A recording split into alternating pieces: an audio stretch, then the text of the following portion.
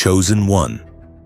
Listen carefully to what I'm about to tell you, because right now, as you stand on the edge of your next breakthrough, 6 mindsets are being formed in you. Mindsets that will guard your destiny against every shadow, every scheme, every disappointment hell could hurl at you.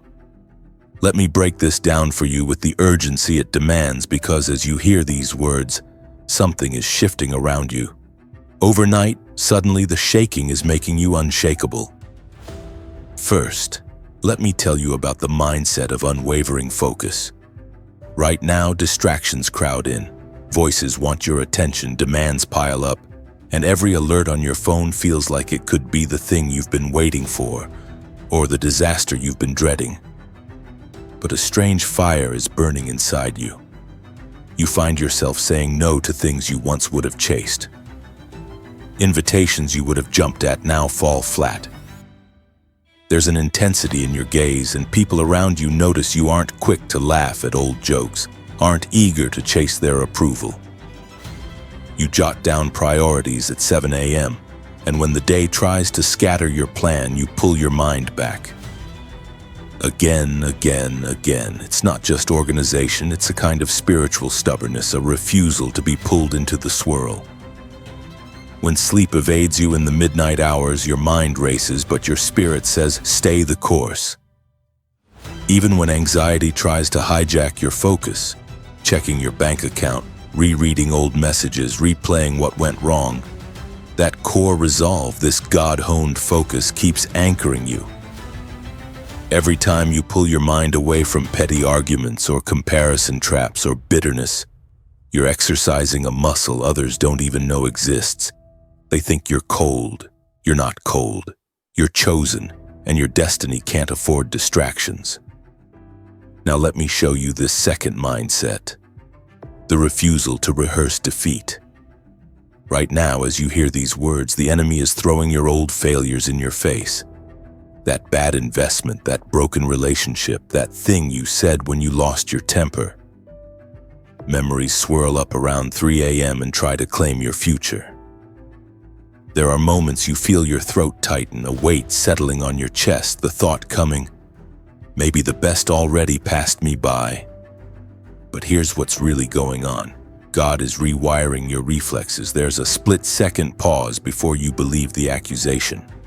The familiar script wants to play, but you hesitate. That hesitation is a miracle. You catch yourself before the self-talk spirals. You say, no, that's not my story. You rebound, you reset, you get up fast.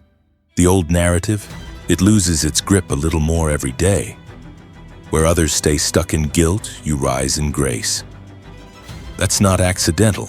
That's God burning off the residue of defeat, building in you a sanctified stubbornness, one that refuses to let shame have the last word. Let me take you into the third mindset, the expectation of supernatural provision, even when everything looks tight. There are days when you see the bills stack up on the kitchen counter, the PayPal notifications minus instead of plus, phone calls from collectors, promises delayed, invoices unpaid for weeks. Others would panic and you feel the urge, palms sweaty, stomach turning, the what-ifs snarling from every angle. You hustle harder, you try budgeting again, you cut what you can, but nothing budges. It's that 3 a.m. sweat, lying in the dark with only the hum of the fridge and the ache of uncertainty, scrolling sites for side gigs, Googling financial breakthrough testimonies, half praying, half pleading, heart pounding and mind racing. You whisper scripture, grip the bedsheet, pace the room. Nothing shifts that night. The morning brings fatigue instead of relief. But a new voice rises inside you, quiet but relentless. If God got me this far, I'm not going under now. You start to expect a way where there is no way. It's not naive. It's forged in fire. That expectation keeps you from quitting when others fold. People wonder how you're not bitter, how you keep giving, how you show up, how your hope is still alive when nothing seems to add up. They see a bank account. God sees a well that will not run dry. Now listen to this. The fourth mindset, the discipline of silent obedience. You're used to defending yourself, explaining your heart, arguing your case. But lately, the Spirit has told you to hush, to let your work speak, to let time reveal your faithfulness. You want to post your receipts, you want to clap back, show them you know what they said behind your back. But a new discipline is sitting on your tongue. They throw shade. You bless them privately. They misread you. You pray for their insight, not your vengeance. You lose a client, get slandered in group texts, are uninvited from circles that once needed your energy. It burns, it stings, it gnaws at your confidence, but you don't react.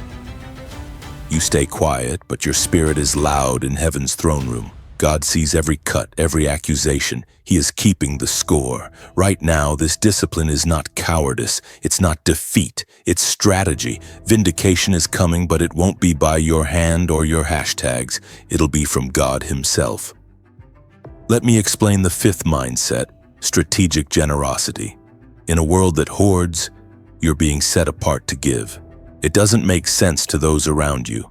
They're counting pennies while you're stretching loaves and fish, giving in secret, paying for someone's groceries when you barely have enough for yours, sending an encouragement note to someone who hurt you. It looks reckless in the natural, but heaven calls it strategy. That gift opens doors money can't buy. That seed sown in drought comes back as a harvest when others are in famine. People start calling you, opportunities find you, favor sneaks in backstage. You're not just giving money, you're sowing mercy, sowing peace, sowing time, sowing forgiveness. There's a spiritual economy shifting around you. It's slow in the beginning, but suddenly there's acceleration. In 1 week, clients call back, debts are forgiven, someone fights on your behalf behind closed doors. The return is not random. It's compounded, pressed down, shaken together, spilling over into your future. Every act of generosity becomes a guardrail on your road to destiny. And now, listen to me carefully. Here's the sixth mindset, the audacity to dream again. The attacks tried to shrink you. Every setback whispered, play it safe, expect less, settle. But something inconvenient is growing in you, a stubborn fire, a wild hope, a refusal to shrink your vision to fit your pain. You start researching courses again. You make a vision board. You write down prayers that sound ridiculous, prayers that scare you, prayers you're almost embarrassed to say out loud. You dare to believe for healing, for restoration, for promotion in a place where they promised you'd be passed over. It's risky, it's raw, but it's real. The enemy wants dullness, complacency, safety. God wants terror and hell when you wake up determined. Doors start cracking open. People start mentioning your name in rooms you've never entered. Emails come through from old connections. Suddenly, overnight, where you once only survived, now you're staking ground. So I decree over you right now, these 6 mindsets are not only forming, they're being sealed in your spirit. This is not random. This is not temporary. Heaven's hand is on your head. The attacks were handmade, but so is your deliverance. They wanted you distracted, and you became unwavering. They wanted you trapped in shame, and you became shameless. They wanted you in lack, and you became a well of overflow. They wanted you silenced, and now your obedience is thunder in the spirit realm. They hoped you would shut down, but you became a giver and a builder. They tried to destroy your dreams, but God multiplied them.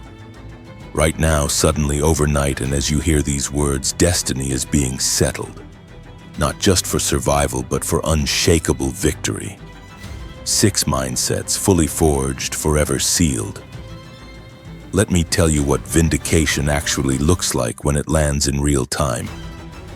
Right now, while their voices are still echoing in shrouded corners, murmuring what they always believed about you, that you'd never last, that you'd burn out, that your season was just a flash in the pan.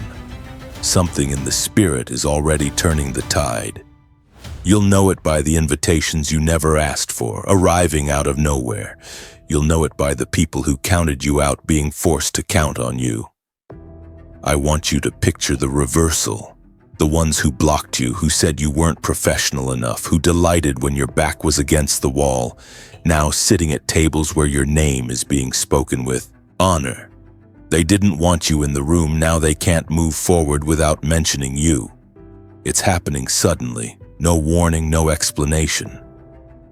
Let me show you what happens to every lie.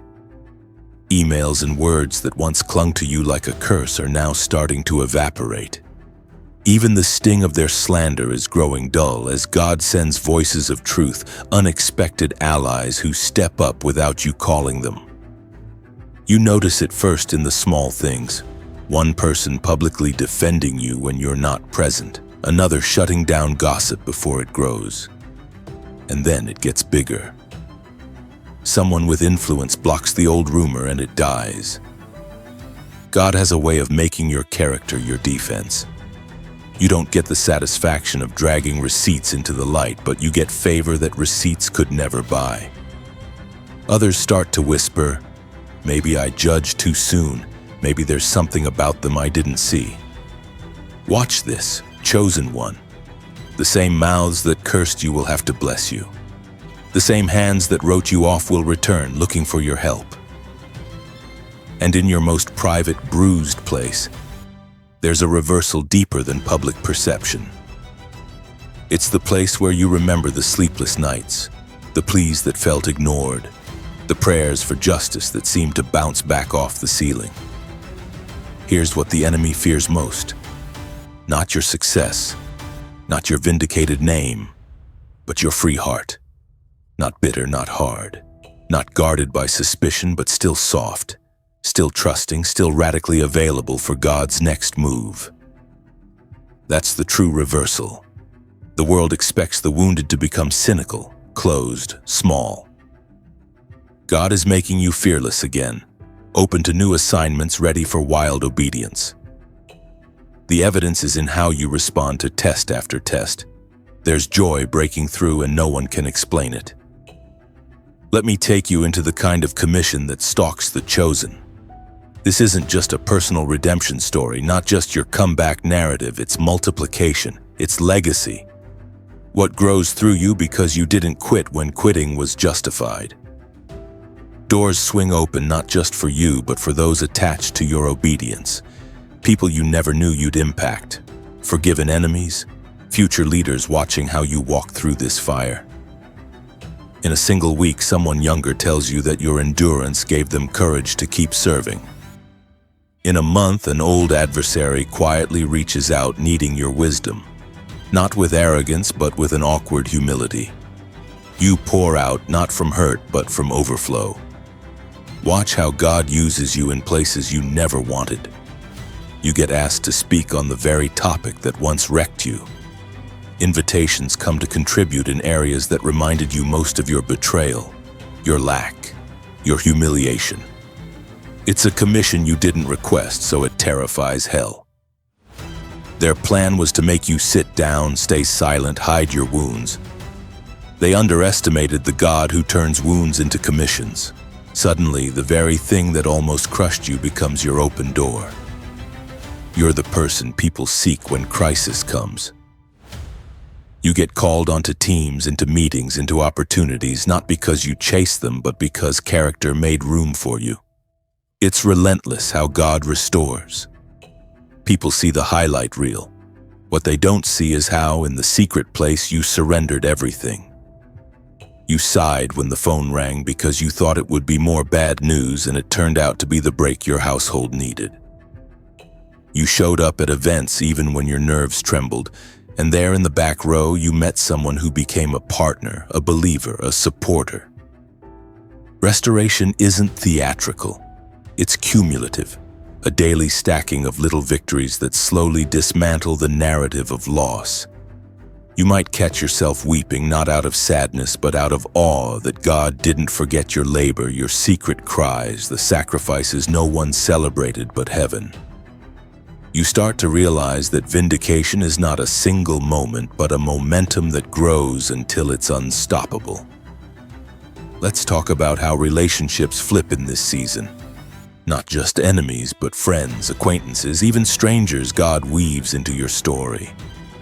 Out of nowhere, you get messages from people who say, "I felt led to pray for you," or "I owe you an apology. I didn't understand what you carried." The ones who ghosted you need your insight. The ones who mocked now reach for your hand. It's not always comfortable. You'll feel the pull to rehearse old wounds, to build walls, to go icy. Resist it. God is rewriting every relational dynamic in your life, pruning manipulations, exposing hidden motives, but also surprising you with reconciliations you thought impossible. There's laughter where there was awkwardness. There's shared purpose where conversations used to stall. And most of all, there's a new tribe being built around your obedience. You were forged in loneliness, but you step into a community built by divine appointment. People who understand chosen pain, chosen breakthroughs, chosen commission. Let me show you how all this fire inside you becomes a covering for whole households. People under your roof sleep better now. Anxiety that ran the rooms, gone. Where once bills left your family anxious, now resources flow, not always in grand surges, but in enough, practical enough. Groceries paid, school forms signed, unexpected discounts, tires lasting longer, scholarships appearing, surprise refunds, or debts wiped out. It's day to day, but heaven's fingerprints are everywhere. Suddenly, the urgent calls from school, the late-night panic over a sick child, the drama at work. These start lessening, almost as if the atmosphere itself shifted under your roof. You start seeing others in your home change too. A spouse softens, a child sleeps through the night, laughter returns to the kitchen. The enemy's warfare was never just against you, it was meant to shatter your whole bloodline. God is restoring joy to your very atmosphere. Not only do you break the cycles, you start forming new patterns for those coming after you. They see how you handle slander, how you help those who hurt you, how you praise with empty hands and still see God deliver. That's legacy. That's generational vindication. Your children will never have to pray the frantic prayers you did at 3 a.m. They inherit your breakthrough. Now let's go deeper into what happens on that lonely night. Around hour 3, when you wake up and it feels like the pressure will collapse your chest. Heart pounding, mind spinning, replaying scenarios one after another. How will I pay this bill? Did I respond the right way in the meeting? What if the results come back bad? Am I as alone as I feel? You try to pray, but words tangle and unravel. You switch apps, aimlessly scrolling, hoping for distraction.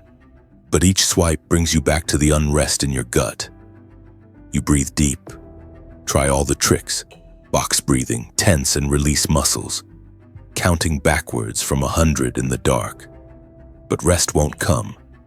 And morning taunts you from the distance. Heavy eyes and a mind stuck on loop. It feels endless.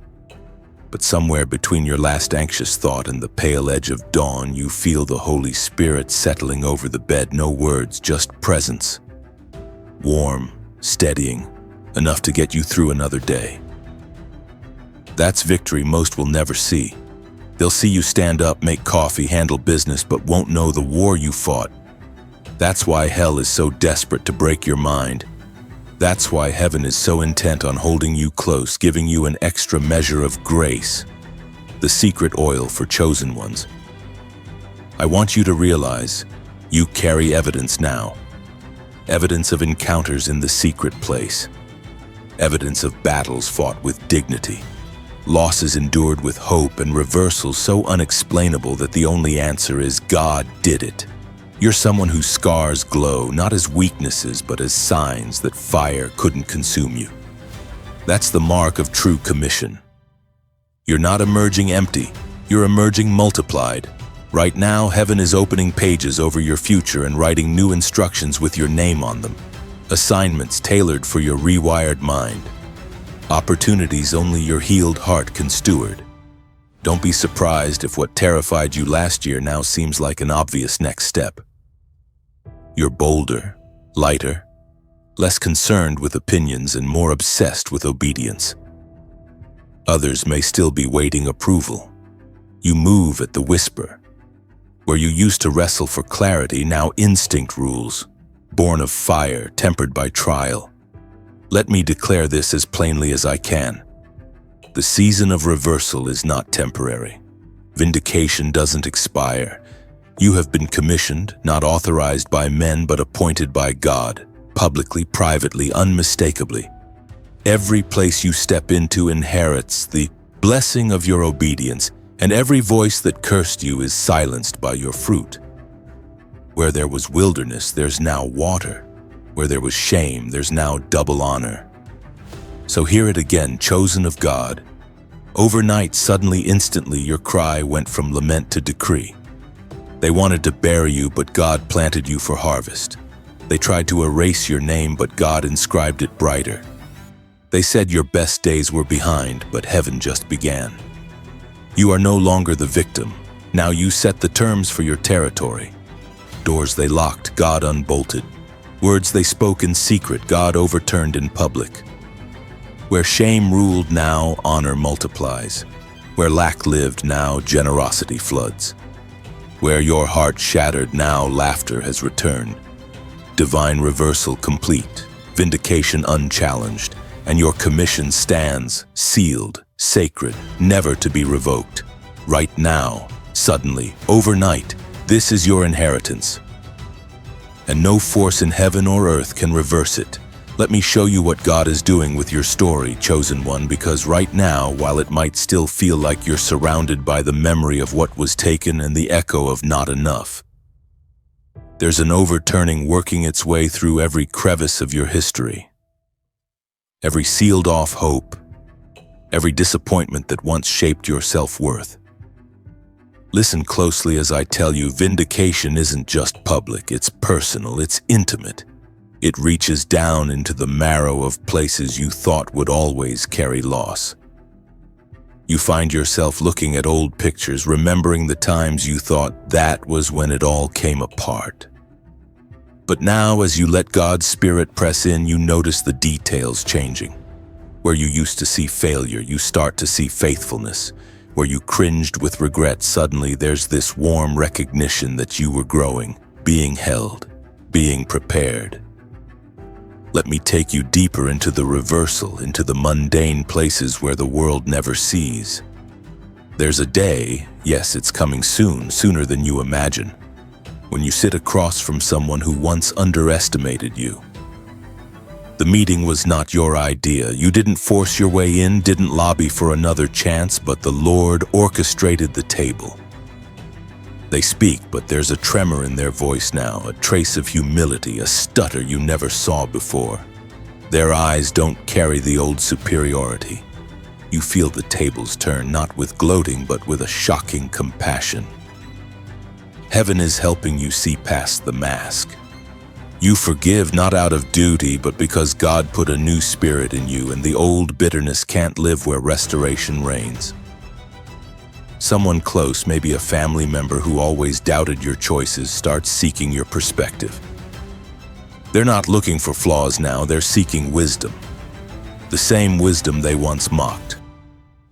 This is what reversal looks like in the smallest interactions. Doors no man could open, favor that cannot be tracked on, paper, peace that you cannot budget for but suddenly finds you over and over right where anxiety used to rule. It's not just relationships that flip, it's outcomes. Right now you might be waiting on a decision, an answer, some verdict that's cast a shadow over your next step. You prayed and surrendered, pushed it to the altar more times than you can count. Let me tell you, the reversal is already in motion. Someone in authority is troubled and can't forget your name. Budgets are being adjusted, priorities are shifting. Paperwork that was stuck gets re-examined. What looked frozen from your side is being rewritten from the top down. You get a call you stopped expecting, you hear yes from a gatekeeper who already told you no. Those who thought your application, your request, your proposal could be pushed aside, watch as God moves their hearts or removes them altogether. That's not luck. That's heaven vindicating right now as you listen. Where they said no room, God says make room. Where they went silent, God makes their silence break in your favor. It's divine reversal, and you can feel it in your chest, even when you try to doubt. Let me talk plainly about the kind of vindication that doesn't just silence your critics, but restores you to yourself. That's the quiet victory, when the sound of your own voice doesn't make you flinch anymore. Old memories don't call the shots. You step into rooms and don't shrink back. You sense the old fear looking for a foothold, but it finds nothing left to cling to. Vindication is when anxiety loses its narrative in your mind. Yes, there are still reminders. A stray email, a sideways comment, a night when the pain hums under your ribcage. But there's a difference now. You don't see yourself through the lens of what went wrong. You carry yourself as one forgiven, chosen, and trusted. Even in moments of weakness, you sense mercy close, tangible, real, as if the air itself is heavier with grace. People witness this shift, and even if they can't name it, they're drawn to the stability, the authenticity, the courage that didn't come from success but from survival, from secret places where you let God have the last word. Commission comes quietly at first, disguised as interruptions. You're asked to mentor someone who's battling the same demons that stalked you. A local leader invites you to share your perspective. At first you think, why would they want me? But then you realize, the story they need is the one you once hid. You're commissioned not with titles, but with trust. Heaven begins to send you people, not always easy, not always grateful, but hungry. For what's real, for stories forged in storm. You notice your words carry more weight than ever before. Where once you'd offer safe advice, you now speak plainly without apology. Because you've seen God rescue you out of waters that nearly drowned you. Let me show you what happens when you step into a room owned by your commission. Where fear once ruled, now there's authority, not the loud kind, but the unshakable peace that says, I belong because God sent me. You start seeing the patterns. Problems you once endured now become places where you have solutions. People recognize your resilience. You're the steady one in a crisis, the first to extend forgiveness, the last to gossip. That's not because you're better. It's because you're commissioned. Every wound now works for you. Even the sting of loss can't stain you. It only confirms what heaven has trusted you with, to be a carrier of breakthrough for others. Doors continue opening. Sometimes you get the call and you almost laugh, remembering the seasons when no one would return a text, let alone offer you a platform. You're offered chances to collaborate, serve, influence, sow into lives you never thought you'd touch. God is multiplying your impact, weaving your obedience into a tapestry that covers more than you'll ever see. Your testimony is rippling outward. Someone is sitting in their own night season right now, but your endurance turns the key for their deliverance. Commission doesn't always feel glamorous. Sometimes it's exhausting. Sometimes it demands costly kindness. Sometimes it means offering mercy where you want justice. Yet there's a strength in you now, built through pressure. Your yes carries history. When you kneel to help another, heaven remembers every silent night you endured. You notice divine timing tracking your steps. Appointments you almost missed become holy encounters. Delays you hated now look strategic. You learn to trust that what felt like waste was really preparation. At work, projects align. Doors that were double-locked suddenly open. Favor comes not from flattery, but from faithfulness. You see double for every shame. You see honor where you thought you'd only ever get by on grace. New ideas come in dreams. Your hands are blessed for work you never trained for. People begin to ask how you learned, how you know what to do. You tell them honestly, it wasn't theory, it was fire. You were taught by trials, but kept by mercy. Let me take you into the deeper current, the sense that destiny is chasing you now. You don't have to force it, don't have to perform. Deals come through that don't make natural sense. Old connections reach out, not to reopen wounds, but to confirm your growth. Even your enemies see evidence and have to admit something bigger than them is at work. You wake up with ideas, divine strategies, sometimes simple nudges to call someone, sometimes wild promptings to start a thing, write a vision, release a prayer. Doors open and you sense it. This is not the fruit of striving. This is God rewarding your perseverance, entrusting you with territory, expanding your influence, establishing you in places meant to be occupied by faith, not force. Commission means there's an assignment on your life that can't be canceled by fatigue, can't be stopped by rejection, can't be erased by somebody else's opinion. You carry a spiritual authority that isn't loud but is utterly unbreakable, formed by obedience in small things, solidified by praise in low places. Others will try to figure out your formula, but you know, it wasn't a formula, it was surrender. So now hear the closing decree. As surely as the sun rises, the reversal is permanent. Where you suffered loss, abundance will overtake you. Where your name was dragged, honor overtakes dishonor. Where you sowed in tears, you are reaping with joy. Where you used to beg for crumbs of acceptance, you are seated at tables just for you. Every door that was closed is now thrown open by God's own hand. Every silent night becomes a testimony of victory. They wanted your destiny shattered, but God used those very stones to build your next platform. They wanted your hope extinguished, but heaven reignited your vision. They whispered ruin, but you carry restoration. Right now, in the presence of every accuser, God is setting a table. They wrote you out, but you became the blueprint. They tried to strip you, but all they did was reveal gold. They schemed to silence you, but now your story is a trumpet. Commissioned, anointed, unstoppable. This is your new atmosphere. Sudden, irreversible, and sealed by heaven's decree. Overnight, right now, forever. Vindication and purpose written in bold over your life. Let me show you what it looks like, chosen one, when heaven refuses to let your story end in ruin. Right now, the aftertaste of old disappointments might still sting your tongue. You carry the ache in your bones, the memory of prayers that ricocheted off silent walls. But I'm telling you, there's a reversal moving through the places you call ordinary. It settles into the routines you thought would never change. You wake up and the anxiety is lighter. You check your phone and for once the notification is good. A bill paid early, a message speaking honor, news that the report you dreaded came back in your favor. You step outside and breathe, really breathe.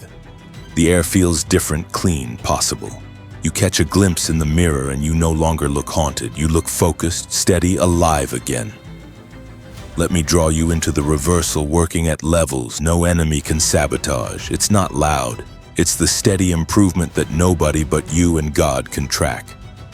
The slow return of energy after exhaustion, a lift in your voice that family members notice over dinner. The way you laugh again without watching your back. There's restoration happening in your health. It's unexpected. Headaches you carried for weeks just stop. Sleep comes fuller, your appetite returns. The stress that once gnawed at your insides starts to break. You see it most clearly at night. You close your eyes and instead of rehearsing disaster, your mind starts to wander to what's possible. The what-ifs that used to be your tormentors now become invitations. What if momentum really is shifting? What if God is doing more than you ever asked? You sense the yes before you see one tangible result, because your discernment has changed. When everyone around you waits for proof, you feel the pulse of reversal under your skin. I want you to notice how God doesn't just grant you vindication in public, but redeems you in secret. There's a deep humility to this stage. When old wounds used to dominate the narrative, now there's a thread of honor running through every memory. You look back at the jobs you lost, the deals that collapsed, and instead of rage, there's relief. You realize, God kept me from traps I couldn't see, Promotions denied are now understood as protection. Friendships severed become monuments to divine intervention.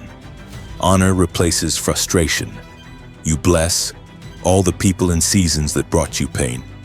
You bless them not as an act for the crowd, but because your heart's been changed by a love that outlasts bitterness. That's the center of vindication. The power to bless, not just survive. Let me walk you into new territory. Because when God vindicates, He doesn't just restore the old, He births the new. You start noticing resources appear where there was only lack before. It's not a lottery. No, it's a trickle first. Enough to remind you that favor is flowing again. You receive refunds you never petitioned for. Someone covers what you couldn't fund. Discounts show up at the register. A friend insists on picking up the tab. And that's just the hidden economy. Suddenly, your gifts open greater possibilities. A hobby becomes a stream. A casual conversation leads to a partnership. Someone in authority remembers your name and wants what you carry. What was out of reach is now within your grasp. But it's not about grasping for gain. You learn that you are no longer striving, you are stewarding. Listen, the reversal deepens. Those who doubted you now have to reconsider. People who thought your softness was weakness see the strength that gentleness breeds. Some are convicted, others distance themselves in confusion, but either way, your confidence is undented. You move among them with a peace undisturbed by whispers. Watch how walls once built against you become neutralized, not always torn down, but they turn transparent, powerless to stop your progress. There are open doors where you don't have to audition, don't have to hustle. Just being present is enough for acceptance. Leadership seeks you out, asks for your strategy. Your perseverance speaks before you have to. The rooms you enter now are ones only humility and integrity could unlock. Let me take you to the edge of commission, the place where God entrusts you with what once felt too heavy.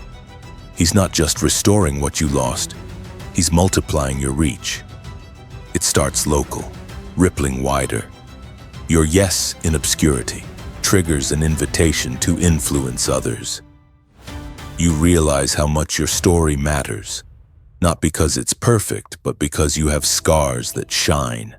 You offer a compassion that only the broken could scaffold. People pull you aside, sometimes in tears, sometimes just aching for hope, and confide without pretense. They sense safety on you. This is commission. God giving you people, places, assignments, rooms, destinies that align with the process He forged in you. You begin to dream again, not just for yourself but for others. Ideas flow, solutions come, blueprints are given in moments of stillness.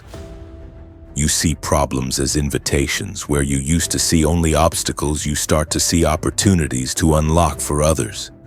You volunteer, you speak up, you invest time, encouragement, gifts, without expecting applause because you no longer need the world's recognition.